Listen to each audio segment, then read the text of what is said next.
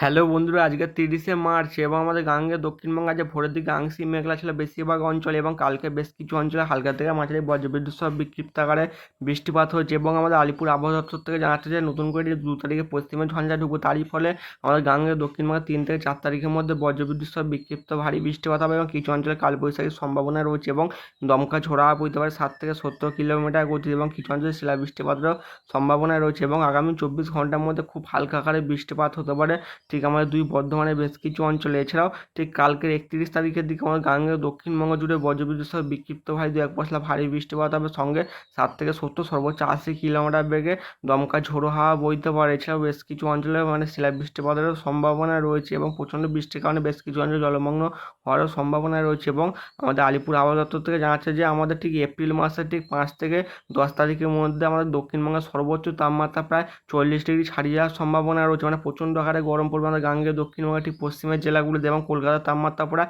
38 থেকে 40 ডিগ্রি আশপাশে চলে যাওয়ার সম্ভাবনা রয়েছে আমাদের এপ্রিল মাসের 5 থেকে ঠিক 10 তারিখের মধ্যে। এবং আমাদের আলিপুর আবহাওয়া দপ্তর থেকে জানাচ্ছে যে আগামী 24 ঘন্টার মধ্যে আসাম, মেঘালয়, জম্মু কাশ্মীর, লাদাখ, গিরগিট, বালস্তান, মুর্শিদাবাদ, নাগাল্যান্ড, মণিপুর, মিজোরাম, ত্রিপুরা বেশ কিছু অঞ্চলে বজ্রবিদ্যুৎ সহ ভারী বৃষ্টিপাত লক্ষ্য করা যেতে পারে। এছাড়াও পূর্ব রাজস্থান, হরিয়ানা, চণ্ডীগড়, দিল্লি, হিমাচল প্রদেশ, মধ্য মহারাষ্ট্র, মারাঠওয়াড়া, পাঞ্জাব এবং আমাদের উত্তরাখণ্ড, পশ্চিম মধ্যপ্রদেশের বেশ কিছু অঞ্চলে শিলাবৃষ্টির সঙ্গে বজ্রঝড়ের সম্ভাবনা রয়েছে। এছাড়াও অন্ধ্রপ্রদেশ, পূর্ব রাজস্থান, হরিয়ানা, চণ্ডীগড়, দিল্লি, হিমাচল প্রদেশ, জম্মু কাশ্মীর, লাদাখ, গিরগিট, বালস্তান, মুজাফরাবাদ, এই থেকে আমাদের মহারাষ্ট্র, মধ্যপ্রদেশ, পশ্চিম মধ্যপ্রদেশের দিকে, উত্তরপ্রদেশের দিকে, তেলেঙ্গানা এবং পশ্চিমাঞ্চলে বেশ কিছু অঞ্চলে 40 থেকে 50 কিলোমিটার বেগে বজ্রঝড়ের সম্ভাবনা রয়েছে। এবং আসাম, মেঘালয়, ছত্তিশগড়, পূর্ব উত্তরপ্রদেশ, গুজরাট রাজ্য এবং কর্ণাটক, নাগাল্যান্ড, মণিপুর, মিজোরাম, ত্রিপুরা, উড়িষ্যা এবং আমাদের উত্তরবঙ্গের বেশ কিছু অঞ্চল, সিকিমের দিকে বিদর্ভ এবং পশ্চিম রাজস্থানের বেশ কিছু অঞ্চলে 30 থেকে 40 কিলোমিটার বেগে বজ্রঝড়ের প্রবল সম্ভাবনা রয়েছে। এছাড়াও আমাদের অরুণাচল প্রদেশ এবং কেরালা মাহের দিকেও বজ্রঝড়ের সঙ্গে প্রচণ্ড আকারে বৃষ্টিপাত হতে পারে।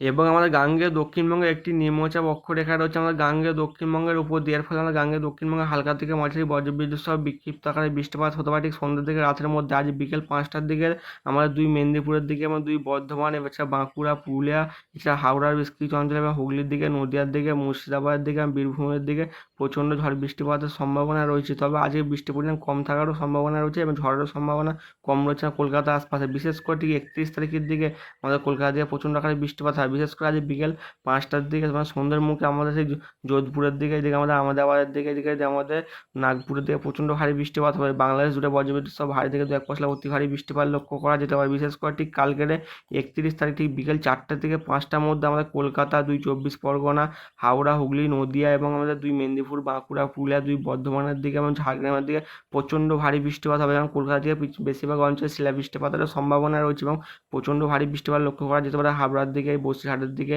এদিকে আমাদের পান্ডুয়ার দিকে, এদিকে আমাদের আরামবাগের দিকে, চন্দ্রকোনা, কতুলপুরের দিকে, এদিকে শ্রীরামপুরের দিকে হওয়ার সম্ভাবনা রয়েছে, উলুবেড়িয়া এবং ডায়মন্ড হারবার, এছাড়া মন্দারমনির দিকে এবং আমাদের আর সুন্দরবন লাগোয়া অঞ্চলগুলির দিকে, ফিস্টারগঞ্জের দিকে হতে পারে, হলদিয়ার দিকে, ডায়মন্ড হারবার দিকে, অমৃতসরের দিকে প্রচণ্ড ভারী বৃষ্টিপাত লক্ষ্য করা যেতে পারে, সঙ্গে 60 থেকে 70 সর্বোচ্চ 80 কিলোমিটার বেগে দমকা ঝোড়ো হাওয়া বইতে পারে। এবং বুধবারের দিকেও হালকা থেকে মাঝারি বজ্রবিদ্যুৎ সহ বিক্ষিপ্ত আকারে বৃষ্টিপাত হবে ঠিক সন্ধ্যের মুখে হওয়ার সম্ভাবনা রয়েছে। এবং 2 তারিখের দিকে অনেকটা বৃষ্টির পরিমাণ কমে যাবে, 3 তারিখের দিকে কম থাকার সম্ভাবনা রয়েছে। আবার 4 তারিখ থেকে আমাদের গাঙ্গেয় দক্ষিণবঙ্গে দফায় দফায় বজ্রবিদ্যুৎ সহ বিক্ষিপ্ত আকারে বৃষ্টিপাত লক্ষ্য করা যেতে পারে।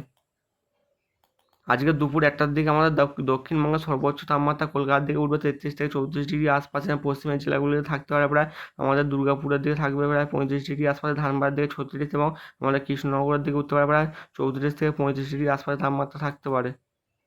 উপগ্রহ চিত্র থেকে দেখা যাচ্ছে যে আমাদের গাঙ্গেয় দক্ষিণবঙ্গের উপর আংশিক মেঘলা আকাশ, বিশেষ করে নদিয়া এবং 2 বর্ধমান এবং বাঁকুড়া, পুরুলিয়ার বেশ কিছু অঞ্চল এবং কলকাতার দিকেও আংশিক মেঘলা আকাশ এবং বিকেলের দিকে বেশ কিছু অঞ্চলে হালকা থেকে মাঝারি এবং কিছু অঞ্চলে দমকা ঝোড়ো হাওয়া বইতে পারে। বন্ধুরা, চ্যানেলটিকে লাইক, শেয়ার, কমেন্ট এবং সাবস্ক্রাইব করবেন।